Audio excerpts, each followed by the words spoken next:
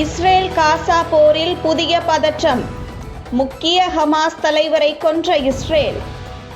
ஹமாஸின் அரசியல் பிரிவு இணைத் தலைவராக இருந்த சலே அல் அரோரியை லெபனானில் வைத்து இஸ்ரேல் கொலை செய்த சம்பவம் புதிய பதற்றத்தை ஏற்படுத்தியுள்ளது. தெற்கு லெபனானில் உள்ள ஹமாஸ் அலுவலகம் மீது நடத்தப்பட்ட இந்த தாக்குதலில் சலே அல் அரோரி உள்ளிட்ட 6 முக்கிய ஹமாஸ் அதிகாரிகள் பலியாகியுள்ளனர். இதற்காக இஸ்ரேலுக்கு உரிய தண்டனை வழங்காமல் கடந்து செல்ல மாட்டோம் என ஹிஸ்புல்லா எச்சரித்துள்ளது. யார் இந்த சலே அல் அரோரி என்பதை பார்க்கலாம்.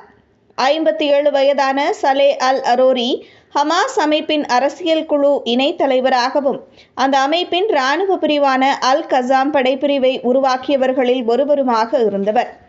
இஸ்ரேல் சிறையில் 15 ஆண்டுகளை கழித்தவர். அதற்கு பிறகு நாடு கடந்த ஹமாஸ் குழுவின் தலைவர்களில் ஒருவராக லெபனானில் இருந்து செயல்பட்டு வந்தார். 2015ஆம் ஆண்டு இவரை உலக அளவில் தேடப்படும் நபராக அமெரிக்கா அறிவித்தது.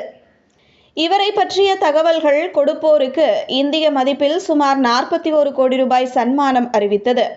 அக்டோபர் 7 தாக்குதல் நடைபெற்றவுடனேயே சலே அல் அரோரி கொல்லப்படுவார் என இஸ்ரேல் பிரதமர் பெஞ்சமின் நெத்தன்யாகு அறிவித்தார்.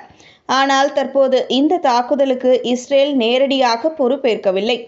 இந்த தாக்குதல் குறித்து இஸ்ரேல் தலைவர்கள் யாரும் பேசக்கூடாது என அரசு உத்தரவிட்டுள்ளதாக இஸ்ரேல் ஊடகங்கள் செய்தி வெளியிட்டுள்ளன. அதே நேரம் இது குறித்து அமெரிக்க ஊடகமான MSNBCக்கு பேட்டியளித்த நெத்தன்யாகுவின் ஆலோசகர் மார்க் ரெகேவ் கூறுகையில், இந்த தாக்குதலை யார் நடத்தினார்கள் என தெரியவில்லை.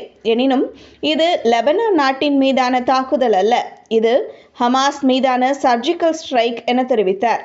இது குறித்து கருத்து தெரிவித்த ஹமாஸ் அமைப்பு இது ஒரு கோழைத்தனமான தாக்குதல் என குறிப்பிட்டுள்ளது. இது போன்ற தாக்குதல்கள் மூலம் பாலஸ்தீனியர்களின் மன உறுதியையும் எதிர்ப்பு போராட்டத்தையும் ஒருபோதும் ஒடுக்கிவிட முடியாது. இது தங்களை மேலும் கிளர்ந்தெழச் செய்யும் என கூறியுள்ளது. இது குறித்து கருத்து தெரிவித்த லெபனான் இடைக்கால பிரதமர் நஜீப் மிகாட்டி இந்த தாக்குதல் இஸ்ரேலின் புதிய குற்றம் என வர்ணித்துள்ளார். லெபனானையும் போரில் இழுப்பதற்கான முயற்சி என தெரிவித்துள்ளார்.